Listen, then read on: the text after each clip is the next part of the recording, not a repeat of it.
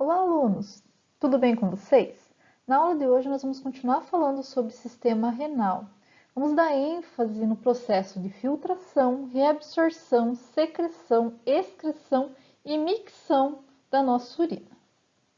Então, vamos começar falando sobre a filtração. Uma coisa que eu quero que vocês tenham em mente é que o que é filtrado lá nos nossos néfrons é o plasma. Então, sobre condições normais, as células sanguíneas elas não vão passar para os túbulos renais, somente o plasma. E a composição do filtrado, ou seja, o que entra para o túbulo renal, vai ser igual ao plasma. Então, quando nós estamos filtrando o nosso sangue, o plasma que foi filtrado e o plasma que está no sangue ainda, ele vai ter a mesma concentração de substâncias, com exceção, é claro, da maioria das proteínas plasmáticas, porque elas são moléculas grandes que não são filtradas e não são enviadas para os túbulos renais. O filtrado ele vai ser composto basicamente de água e de solutos dissolvidos. Toda vez que o plasma passa pela região onde ocorre a filtração, lá pelo glomérulo, 1/5 do plasma é filtrado para dentro do do lúmen tubular, para dentro do túbulo renal. Então, toda vez que ele passar por aquela região, 1/5 vai ser filtrado para dentro do tubo. A filtração, como eu falei para vocês na aula passada, vai ocorrer no corpúsculo renal. Esse corpúsculo renal é composto por glomérulo e também pela cápsula de Bowman, tá? Não vamos esquecer disso. As substâncias para atravessarem ou para entrarem no túbulo renal, eles precisam atravessar 3 camadas. Entre essas camadas, nós temos o endotélio capilar glomerular, a lâmina basal ou membrana basal e o endotélio da cápsula de Bowman. Então, vamos começar falando do endotélio capilar. Esse endotélio ele pertence aos capilares glomerulares. E o capilar glomerular ele é fenestrado. O que quer dizer fenestrado? Ele contém grande quantidade de poros e poros grandes que facilitam a passagem das substâncias. Mas nós temos que ter em mente que apesar da facilitação dessa passagem de substâncias devido a esses poros, algumas substâncias, como por exemplo, proteínas carregadas negativamente, grandes proteínas e também as células, não vão conseguir passar por esses poros porque eles são grandes, mas não tão grandes onde tem a passagem de célula. Então aí já temos uma barreira para proteínas e para células que não vão conseguir entrar no túbulo renal. A lâmina basal ou membrana basal é uma camada acelular, ou seja, não tem célula. Ela vai ser formada por matriz extracelular e vai separar o endotélio capilar do endotélio da cápsula de Bowman. Ela vai ser constituída por glicoproteínas carregadas negativamente, colágeno e outras proteínas.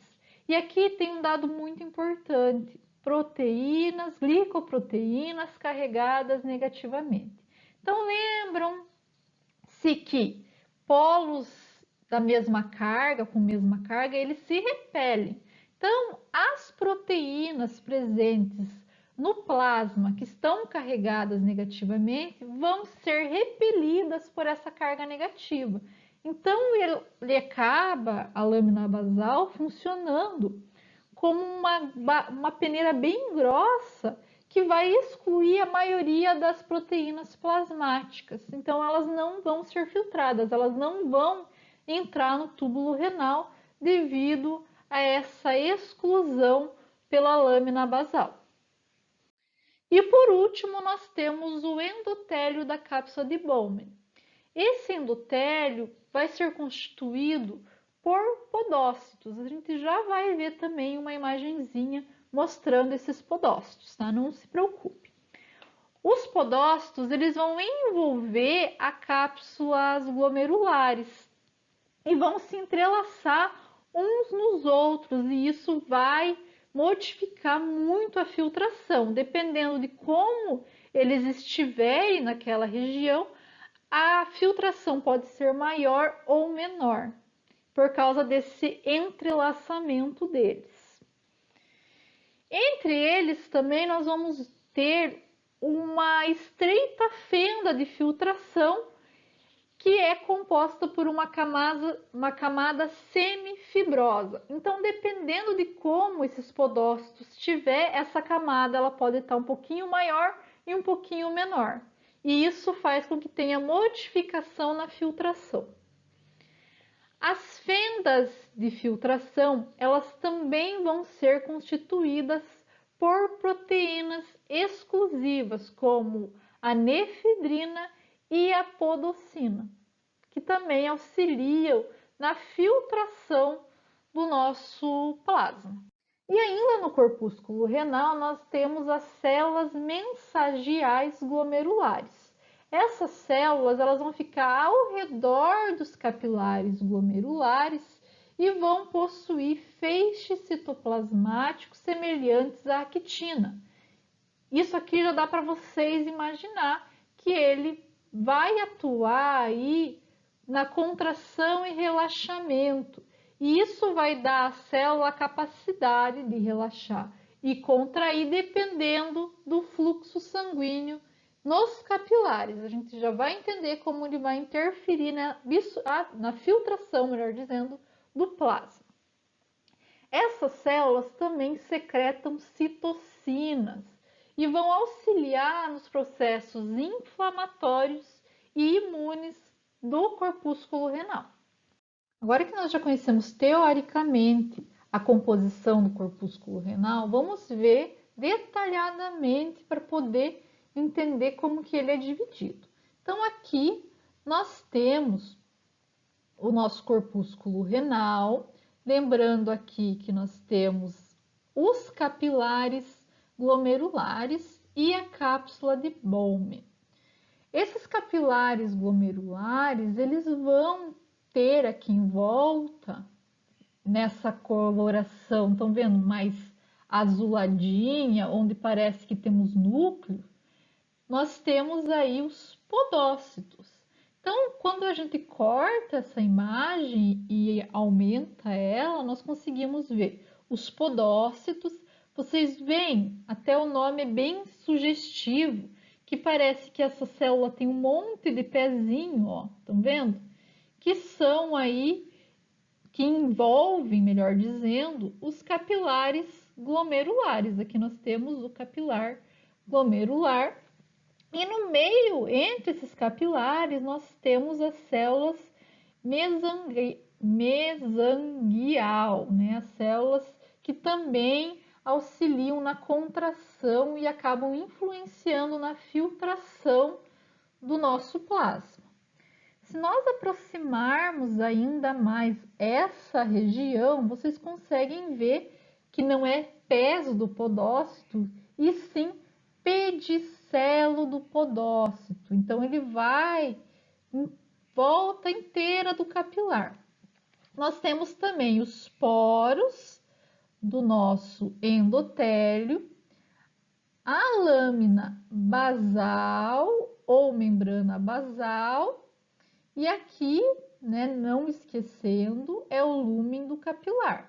Então, quando o plasma está sendo filtrado, ele passa pelos poros do endotélio, chega até a membrana basal e então ele atravessa a região aqui entre os podócitos, que é chamada fenda de filtração. Se ocorre alguma alteração onde essa fenda de filtração diminui, ou seja, os pedicelos eles se aproximam mais, a filtração vai ser menor. Se a fenda de filtração ela aumenta, ou seja, os pedicelos eles acabam se afastando, a filtração vai ser maior. Se nós temos contração, que acaba aproximando mais os nossos capilares, também pode modificar essa filtração.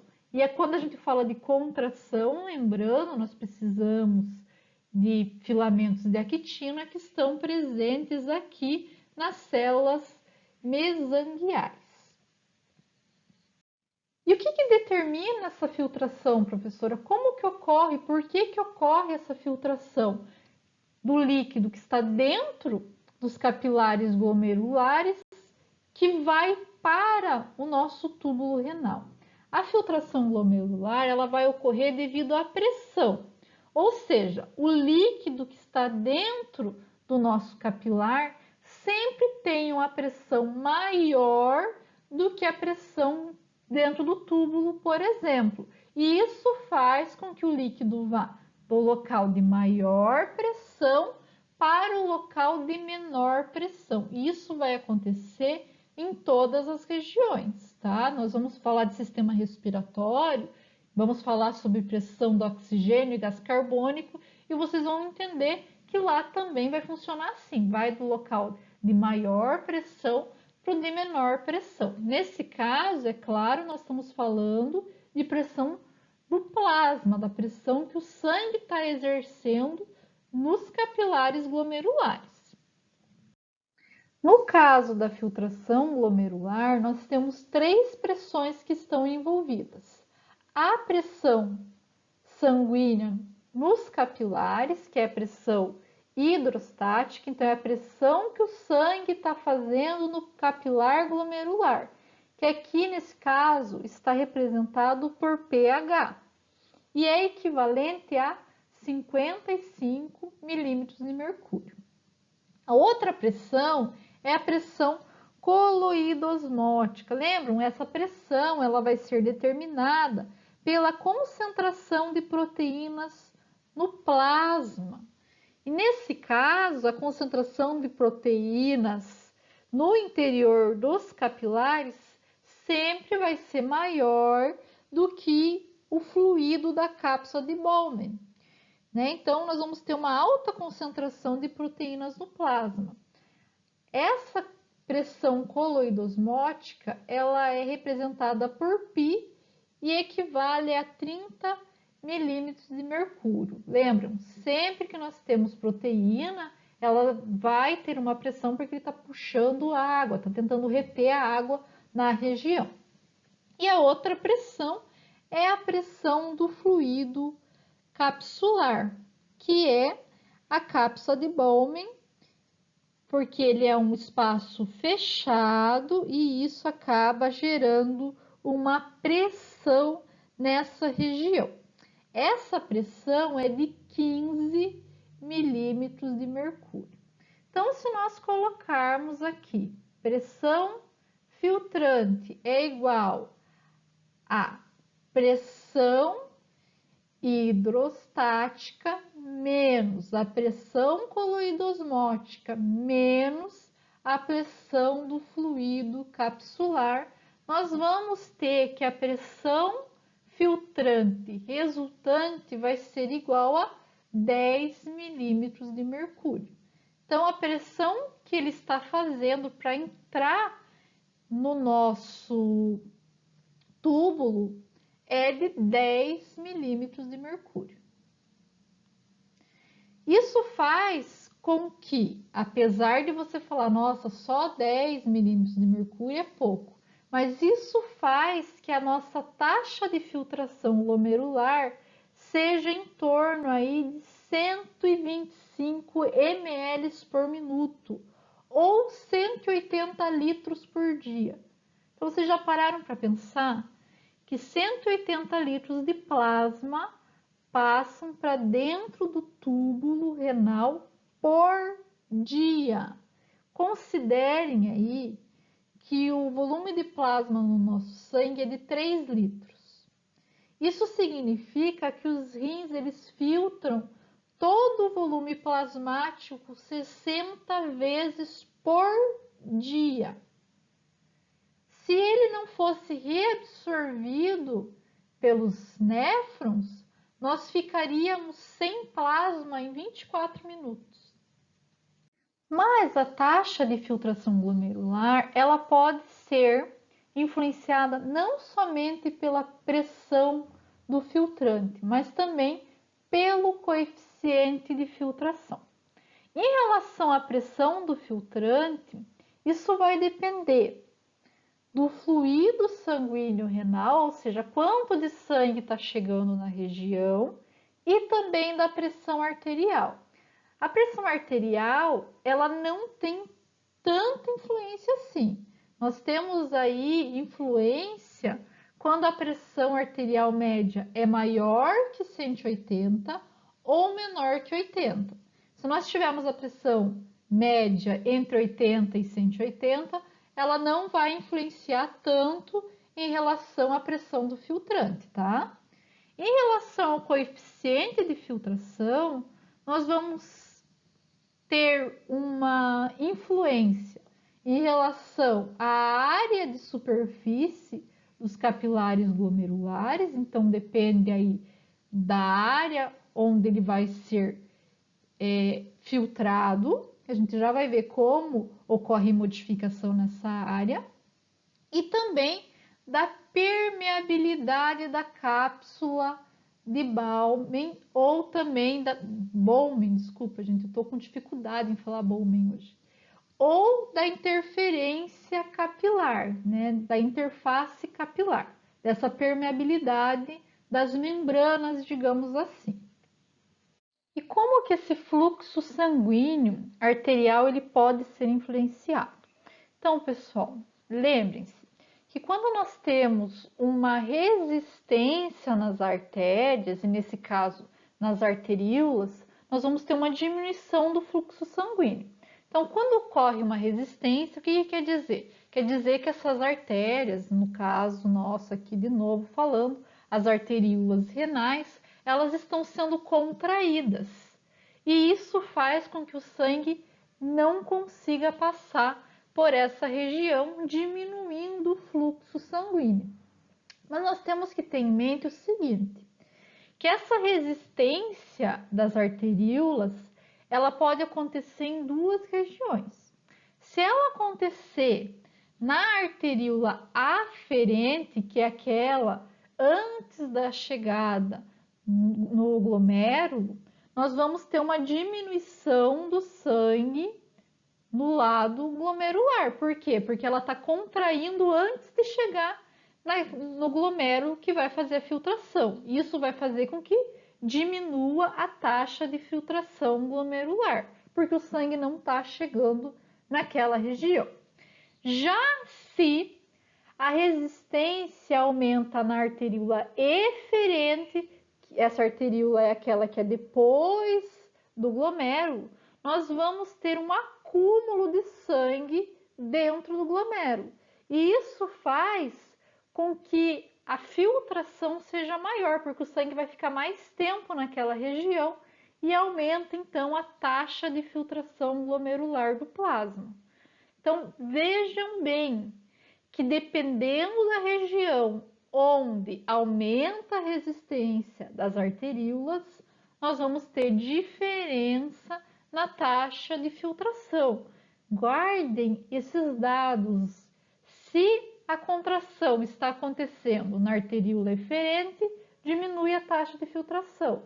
Se está acontecendo na arteríola eferente, aumenta a taxa de filtração glomerular. Lembra que eu falei para vocês que a taxa de filtração, quando a gente fala de pressão arterial, ela só vai ser influenciada quando a pressão média estiver acima de 180 ou abaixo de 80. Por quê? Porque o nosso organismo desenvolveu jeitos de autorregular. Então, ele autorregula a taxa de filtração para proteger as barreiras de filtração, principalmente quando a pressão média arterial está muito alta. Porque senão vocês já imaginaram, com o aumento da pressão arterial, quanto plasma ia ter que ser filtrado, porque ia aumentar a pressão naquela região? Então, nós temos dois tipos de respostas autorreguladoras. Uma delas é a resposta miogênica e outra é a retroalimentação ou feedback tubo-glomerular. Então, a resposta miogênica, ela vai estar relacionada à habilidade intrínseca do músculo liso vascular à resposta devido à pressão arterial. Já essa retroalimentação tubo-glomerular é um mecanismo de regulação parácrina, que é uma resposta dada às células vizinhas. Então, quando a gente tem uma modificação do fluido, do líquido, na alça de Henle, vocês já vão entender por quê, nós vamos ter essa resposta parácrina, resposta dada de uma célula para a célula vizinha. Então, vamos falar primeiro da resposta miogênica. Então, quando o músculo liso da parede arterial ele estira devido à pressão arterial aumentada, lembrem-se, quando a pressão arterial ela aumenta, no começo o músculo vai estirar, mas não é o que o organismo quer. Então, o organismo tem um mecanismo através de canais iônicos que são sensíveis a esse estiramento. Então, a partir do momento que ele estira, os canais iônicos vão se abrir e, consequentemente, vão despolarizar as células musculares. Essa despolarização vai fazer com que ocorra a abertura dos canais de cálcio dependentes de voltagem. E o que acontece quando o cálcio entra no músculo? Nós temos a contração vascular. Então, primeira coisa que vai acontecer vai ser estirar nossas artérias, mas o estiramento vai fazer com que tenhamos uma resposta miogênica, e essa resposta faz com que o músculo então se contraia, e isso vai aumentar consequentemente a contração no local e diminuir o fluxo sanguíneo naquela região. E isso é importante, porque daí não vai ter um volume tão grande de plasma sendo filtrado, é um volume normal. Por isso que a pressão arterial, quando está alta, ela não vai prejudicar tanto os nossos rins, não vai ter um aumento na filtração de plasma por causa dessa pressão. É uma resposta ao organismo para que a pressão não altere a excreção, para que não seja aumentada a excreção de plasma e, consequentemente, de íons e água. Resumidamente, nós temos que pensar assim, que essa resposta miogênica vai fazer com que tenha uma vasoconstrição. Essa vasoconstrição vai aumentar a resistência ao fluxo e vai então levar à redução do fluxo sanguíneo através das arteríolas. Essa redução do fluxo sanguíneo vai diminuir a pressão da filtração no glomérulo e, consequentemente, diminuir a taxa de filtração glomerular. Quando a pressão arterial diminui, o que acontece normalmente no nosso organismo? O tônus de contração arterial vai desaparecer e, consequentemente, as artérias vão dilatar o máximo que puder. Só que nossa vasodilatação na arteríola aferente é diferente. Por quê? Porque ela já está totalmente dilatada, normalmente. Então, quando tem uma diminuição da pressão, não vai interferir nessa arteríola. O sangue vai continuar fluindo naquela região. O que acontece, por exemplo, quando a nossa pressão arterial média diminui para menos que 80 milímetros de mercúrio? Daí o nosso organismo entende que a gente pode estar perdendo sangue por exemplo, por uma hemorragia.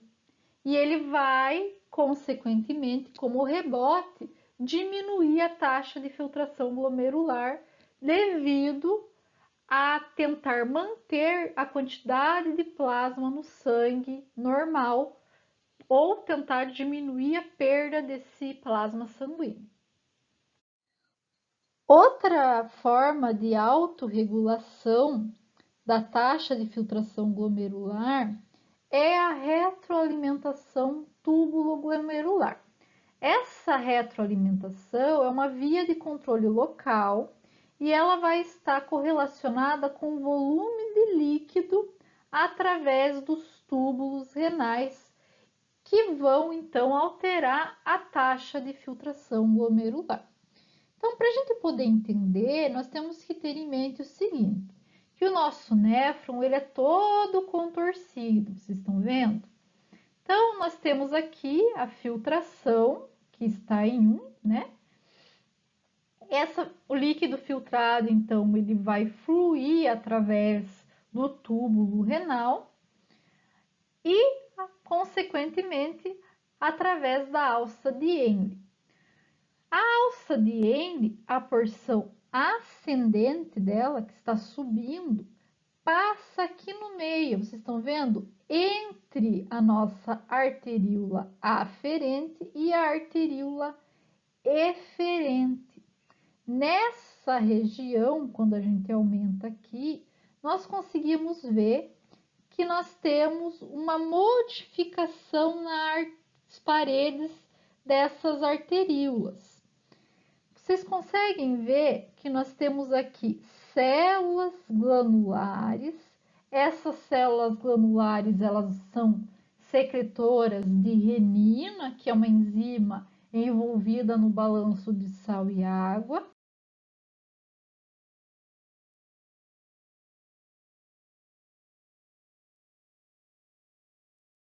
E nós também temos aqui no ramo ascendente da alça de Henle as células de mácula densa.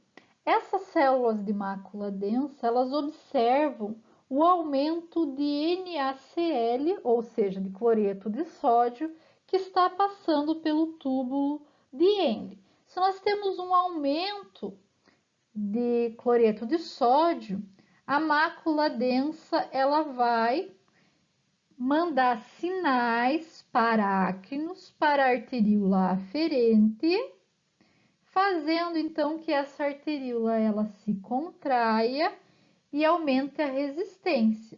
Se nós temos um aumento na resistência, vai fazer com que a taxa de filtração diminua. Então, voltando aqui, nesse exemplo, nós estamos explicando bem isso. Então, a taxa de filtração ela está aumentada, consequentemente, ela vai passar pela alça de Henle aumentada. E ela vai chegar nessa região aqui, dando sinais para a mácula densa que o fluxo está aumentado, porque ele é sensível ao cloreto de sódio. Então, quando o fluxo, a taxa de fluxo glomerular aumenta, ele observa e vê que está sendo muito filtrado o nosso sangue, não, plasma, né, pessoal? Então, ele observa e vê que esse plasma ele está sendo muito filtrado. Ele manda sinais parácrinos para a nossa arteríola aferente, ela vai então se contrair, aumentando a resistência, a pressão hidrostática então acaba diminuindo porque ela vai diminuir a quantidade de sangue que vai entrar no glomérulo e, consequentemente, nós vamos ter uma diminuição na taxa de filtração glomerular porque tem menos sangue entrando no glomérulo. A taxa de filtração ela também pode ser alterada devido a hormônios e neurônios autônomos.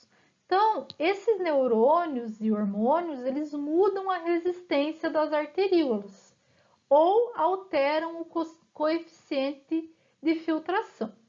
Quando a gente fala, melhor dizendo, de controle neural, nós vamos ter aí os neurônios simpáticos envolvidos. Esses neurônios eles vão inervar as arteríolas eferentes e aferentes. Lembrem-se, quando a gente fala de neurônio simpático, eles vão atuar em receptores alfa-adrenérgicos e vão ocasionar vasoconstrição. Quando a gente fala de hormônios, eu quero que vocês prestem atenção aqui, até porque nós vamos falar de pressão arterial e vocês vão ver como esses hormônios influenciam, tá? Então, quando a gente fala de hormônios, eles vão ser liberados no nosso sistema. Esses hormônios, então, vão influenciar a resistência arterial. Por exemplo, a angiotensina, ela faz vasoconstrição e as prostaglandinas, elas fazem vasodilatação. E agora nós vamos falar da reabsorção. Vamos lembrar uma coisa que eu falei para vocês na aula passada. A cada 180 litros filtrados nos capilares glomerulares, somente 1,5 é excretado na urina. E por quê? Porque ele vai ser reabsorvido durante a passagem pelo túbulo renal. A maior parte da reabsorção ela vai acontecer no túbulo proximal, tá? Uma menor quantidade vai acontecer nos segmentos distais do néfron. Professora, mas por que a gente filtra 180 litros por dia para reabsorver 99% depois? Eu acho que vocês devem estar me perguntando isso, não devem estar? Por que só não filtra 1%? Ia gastar menos energia, não ia gastar tanta energia e podia já eliminar direto, não precisava ter néfron, não precisava nada, podia ir direto para a urina e pronto, acabou, né? Então, pessoal, que essa alta taxa de filtração vai ajudar a retirar substâncias muito rapidamente do plasma, principalmente substâncias exógenas, xenobióticas, ou até mesmo metabólitos que são indesejados no nosso sangue. E, ao mesmo tempo, vai auxiliar na reabsorção de substâncias importantes, para que não sejam eliminadas sem a necessidade. Então, as substâncias que passam através dos nossos néfrons, através da filtração, e não são reabsorvidas, elas não são desejadas, então elas podem ser eliminadas sem alterar a homeostasia do nosso organismo. Nós temos que ter em mente, quando a gente fala de reabsorção, duas coisas. Primeiro, a maior parte dela vai acontecer no túbulo proximal. Segundo, o líquido que está no lúmen tubular é muito semelhante ao líquido extracelular. E daí vocês me perguntam, se é semelhante, geralmente a absorção ela não ocorre por modificação de concentração? É o que geralmente acontece. Mas nós temos métodos, o nosso rim desenvolveu métodos para auxiliar nessa reabsorção. Então, é uma coisa importantíssima de vocês saberem é que a reabsorção ela está ligada fortemente à reabsorção de sódio. Então, o sódio vai ser a força motriz primária para a maior parte dos mecanismos de reabsorção renal. Então, a partir do momento que o sódio ele é reabsorvido por transporte ativo, nós vamos ter uma modificação no gradiente eletroquímico do líquido extracelular. Então, aqui nós vamos ter carga positiva. Isso vai fazer com que os ânions presentes no lúmen tubular atravessem a célula ou por meio intercelular para vir, né, para o líquido extracelular.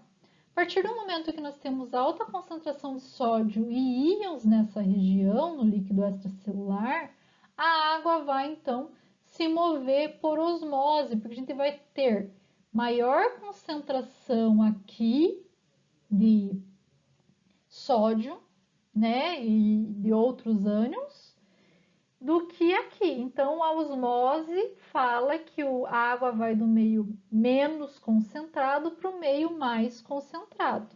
Então, a água vai passar para o líquido extracelular. A partir do momento que a água passa para o líquido extracelular, os nossos solutos que conseguem permear e difundir na membrana, eles vão também ser enviados para o líquido extracelular, principalmente potássio, cálcio e ureia. E por que o cálcio, o potássio e a ureia vão ser enviados do lúmen tubular para o líquido extracelular? Porque nós vamos ter uma diminuição de água no lúmen tubular. E isso faz com que o potássio, o cálcio e a ureia fiquem muito concentrados. Vai ter uma concentração maior por ml. E então ele vai ter uma diferença do líquido extracelular. Então ele consegue ou atravessar a membrana por transportadores ou por via paracelular, que é entre as células, e ser então encaminhado para o líquido extracelular. Então vocês viram como que o sódio modifica a absorção dos íons, dos ânions e até da água? Para nós podermos entender como ocorre a absorção de todos os componentes através do tubo proximal, nós precisamos começar pela chave, pela força motriz primária, que é a reabsorção de sódio. Então, primeiramente, nós temos que ver que a concentração de sódio no filtrado é maior que a concentração plasmática. Então, o sódio ele vai conseguir entrar nas células tubulares passivamente de acordo com o gradiente eletrolítico. Lembrando, é claro, que essa absorção está acontecendo no túbulo proximal. Essa entrada pode acontecer através do canal epitelial, que é o ENaC, ou através da proteína trocadora sódio-hidrogênio, NHE. Então, entra sódio e sai hidrogênio. A partir do momento que o sódio está dentro da nossa célula, nós vamos então ter que retirá-lo da célula. Para que ocorra a retirada, nós teremos então o bombeamento do sódio para o líquido intersticial. Esse bombeamento tem gasto de energia, é um transporte ativo, porque ele está indo contra o gradiente de concentração e vai ser realizado pela enzima sódio-potássio ATPase. Então, nós vamos ter a saída do sódio, entrada do potássio. Para que o potássio não fique altamente concentrado dentro da célula, nós temos aí um canal de vazamento onde o potássio, ele consegue passar livremente para o líquido intersticial. O sódio também vai atuar como transporte ativo secundário, com várias moléculas, tá? Incluindo aminoácido, íons, metabólitos orgânicos e também a glicose. Então, esse transporte ativo secundário nós chamamos de syn-porte ou cotransporte. Syn-porte porque está indo os dois para o mesmo lado. Se nós tivéssemos um indo para um lado e outro indo para o outro lado, por exemplo, um entrando dentro da célula e outro saindo da célula, que seriam direções diferentes, nós teríamos o antiporte, tá? Então, a partir do momento que eles estão os dois entrando ou os dois saindo, é simporte. Então, nesse caso, nós temos o simporte, que é o cotransporte de glicose e sódio. Então, o sódio ele está indo a favor do gradiente de concentração, porém a glicose ela está indo contra o gradiente. E esse transporte vai ocorrer devido à proteína de transporte chamada SGLT, ou cotransporte de sódio-glicose. Então, quando chega aqui dentro, nós vamos ter um aumento maior ainda de glicose intracelular. E isso vai fazer, então, com que a glicose ela seja enviada através do glúten, que é um transportador basolateral, né, que fica na região aqui da membrana basolateral, e vai retirar a glicose, porque aqui a concentração de glicose está baixa e a concentração de glicose dentro da célula está muito alta. Então, ele acaba enviando a glicose por difusão facilitada. Já o sódio ele vai ser bombeado da mesma maneira que eu falei antes, que é pela bomba de sódio potássio ATPase. Lembra que eu falei para vocês que as proteínas, na sua grande maioria, não eram filtradas. Porém, proteínas pequenas, elas podem passar pelas membranas e serem então enviadas para o filtrado. Essas proteínas, quando elas chegam lá no túbulo proximal, elas vão ser reabsorvidas por endocitose. Nós vamos ter receptores na membrana apical, esses receptores vão entrar em contato, então, com essas proteínas e vão fazer a endocitose.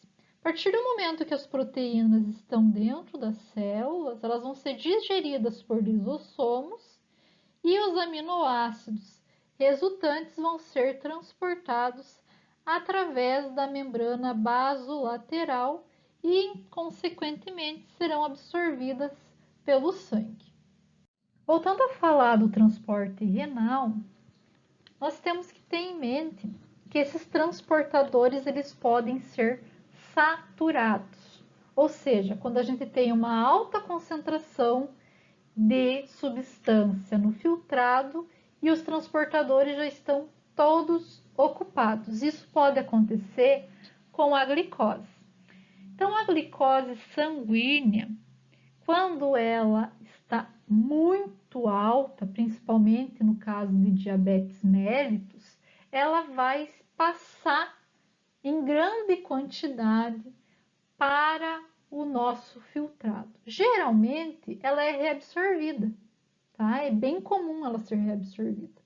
Mas se a concentração estiver muito elevada, os nossos transportadores eles são saturados. Então, olhem aqui nesse gráfico, nós temos aí que aproximadamente nós temos transportadores para absorver até 300 miligramas para cada 100 ml de plasma filtrado. A partir do momento que essa concentração aumenta de glicose no filtrado, nós não temos mais transportador e ele não vai ser mais reabsorvido. Consequentemente, a glicose ela vai ser eliminada e é por isso que diabéticos terão alta concentração de glicose na urina. Vocês já devem ter ouvido falar, a pessoa foi no banheiro, foi fazer xixi e depois de um tempo, por exemplo, juntou formiga, porque está passando glicose, ou vai fazer um exame de urina e tem uma alta concentração de urina. Também é bem comum, tá? Então, acaba o exame de urina, auxiliando até mesmo na identificação de uma diabetes ou de uma modificação ou de uma, vamos dizer assim, de um problema renal onde não se está tendo a reabsorção da glicose pelos rins, tá? Então é bem interessante a gente saber, né, que toda a glicose tem que ser, em condições normais, ser reabsorvida pelos nossos rins. E a secreção, ela vai ser a transferência de moléculas do líquido extracelular para o lúmen dos néfrons. Então, ela vai depender principalmente das proteínas de transporte da membrana. Geralmente, o que nós vamos ter como secreção? Íons como potássio e hidrogênio, e essa secreção de íons vai auxiliar muito na regulação da homeostasia e também a secreção de alguns compostos orgânicos, como compostos xenobióticos, que também vão ser secretados para dentro do nosso lúmen.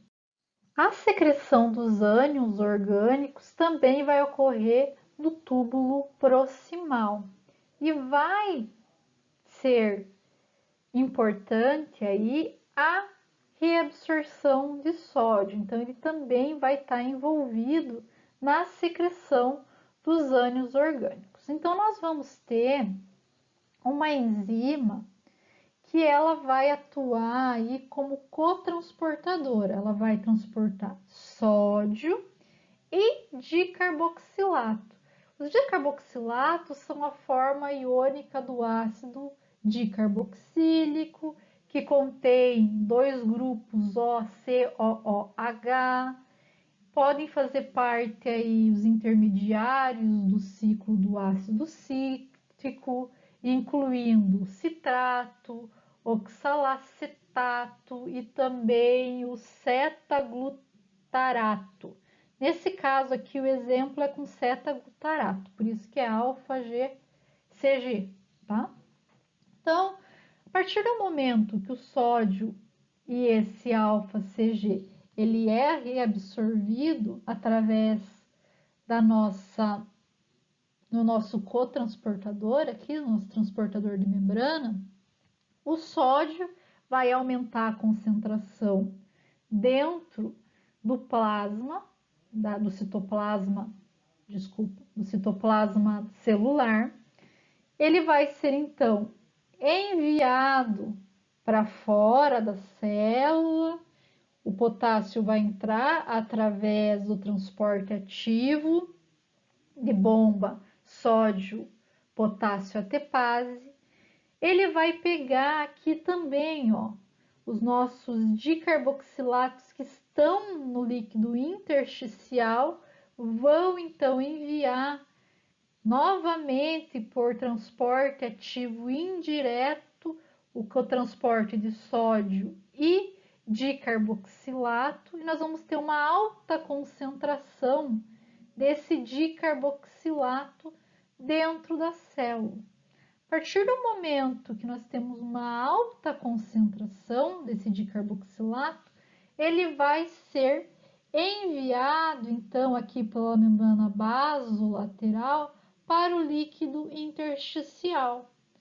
Consequentemente, nós vamos ter a troca através desse nosso transportador OAT, que é o transportador de ânions orgânicos basolateral, e isso faz então que os ânions orgânicos entrem na célula. Esses ânions dentro da célula vão então ser enviados para o lúmen por difusão facilitada. Pessoal, aqui ainda não se sabe bem como funciona, tá? Não se sabe qual que é o transportador que atua nessa parte. Aqui vocês estão vendo, aqui nós temos o antiporte, porque tem uma substância saindo e outra entrando. Mesma coisa aqui, uma substância entrando, outra substância saindo. E quando o nosso filtrado já passou por todas as etapas, nós vamos ter então a formação da urina. Então, o que é a formação da urina?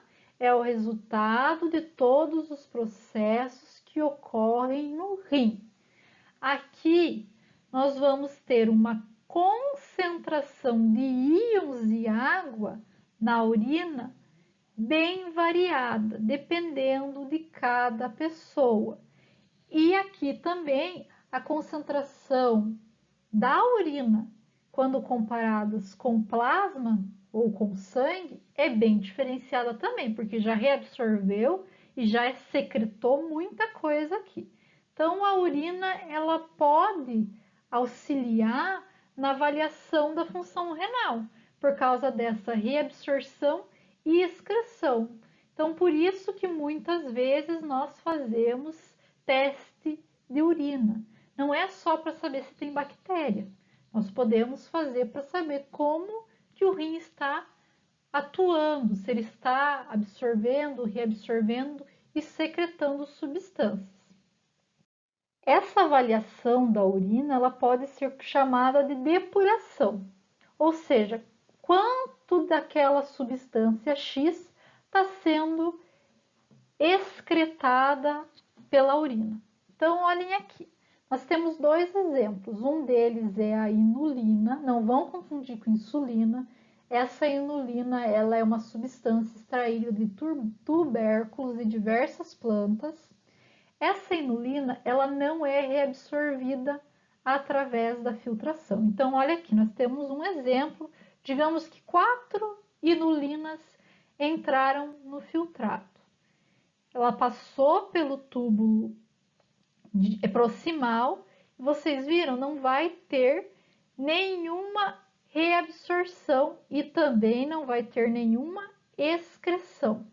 Então, vai chegar lá na nossa urina 100%.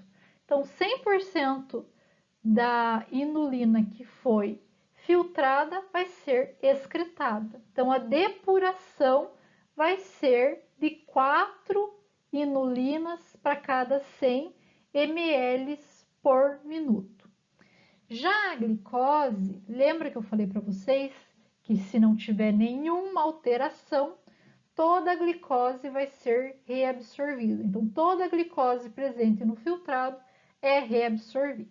Então, digamos assim que nós temos 4 glicoses que foram filtradas. Essas glicoses vão chegar no nosso túbulo proximal e vão ser reabsorvidas, ou seja, 100% da glicose vai ser reabsorvida. E então, nada de glicose vai ser secretada por minuto. Nós vamos ter aí depuração de glicose de 0 ml por minuto, porque ela foi inteiramente reabsorvida. Então, vamos ver mais 2 exemplos para vocês entenderem. Vamos começar pela depuração da ureia. Aqui, nós vamos ter filtrado 100 ml por minuto com 4 ureias. Essa ureia vai chegar no túbulo distal e 2 ureias vão ser reabsorvidas. Então, 50% foi reabsorvido e os outros 50% foram excretadas. Nós temos uma depuração de 50 ml por minuto, ou seja, 50% vai ser excretado e vai ser enviado para a nossa bexiga. Já a penicilina ela é um pouquinho diferente. Nós vamos ter aí a filtração da penicilina. Temos aqui 4 penicilinas. A penicilina ela vai sofrer adição secretada, ou seja, vai ser secretado urina para dentro do tubo. Aqui nesse caso foi secretada 2 penicilinas. E quando a gente fala de reabsorção, não houve reabsorção. E nós tivemos aí a secreção de 6 penicilinas. Isso equivale a uma depuração de 150 ml por minuto. Então, vocês entenderam? A depuração é o que foi excretado, tá? Então, sempre coloquem isso na cabeça de vocês. E para finalizar a aula de hoje, vamos falar sobre a micção. Então, quando filtrado, ele deixa os ductos coletores, ele não pode mais ser modificado. Não vai ter mais excreção de nada, nem reabsorção de nada. E ele passa, então, a ser chamado de urina. Ele flui pela pelve renal, depois para os ureteres e, então, para a bexiga urinária. A bexiga, então, vai ser um órgão onde nós teremos o armazenamento da urina até a micção. A bexiga é um órgão oco, cujas paredes são bem desenvolvidas por musculatura lisa e essa bexiga ela pode armazenar até aproximadamente 500 ml. A abertura entre a bexiga e a uretra é fechada por 2 anéis musculares chamados esfíncteres. Então, nós temos aí o esfíncter interno, que é um músculo liso, e esse músculo vai estar contraído passivamente, e o esfíncter externo. O esfíncter externo ele é composto por músculo esquelético, e ele está recebendo o sinal do sistema nervoso central para permanecer contraído. Então, o neurônio motor envia sinal para que esse músculo esteja contraído o tempo todo. Lembrando aí que a bexiga ela é composta por musculatura lisa. A partir do momento que nós temos, quando a bexiga está cheia, então nós vamos fazer xixi, primeira coisa que acontece, o primeiro sinal é um receptor aqui que analisa, que avalia que essa bexiga está cheia. Então, esse receptor é chamado de receptor de estiramento. A partir do momento que a bexiga está cheia, ela infla, né? Porque ela vai estar cheia de líquido, e esse receptor ele é acionado. Ele manda, então, sinais para o neurônio, né? Através do neurônio sensorial, para o sistema nervoso central.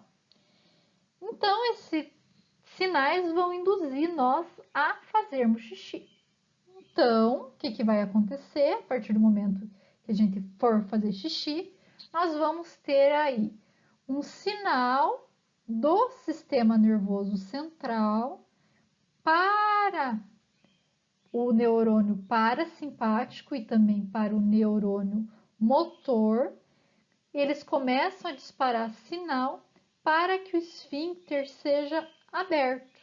Primeiramente, o esfíncter interno, né, vai ser aberto, e posteriormente nós vamos abrir o esfíncter externo. Então, esses sinais vão fazer com que ocorra um relaxamento do esfíncter para nós podermos fazer xixi.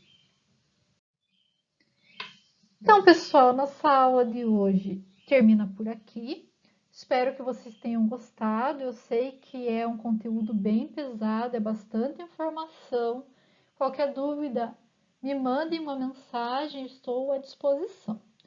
Tenham uma boa semana, até mais.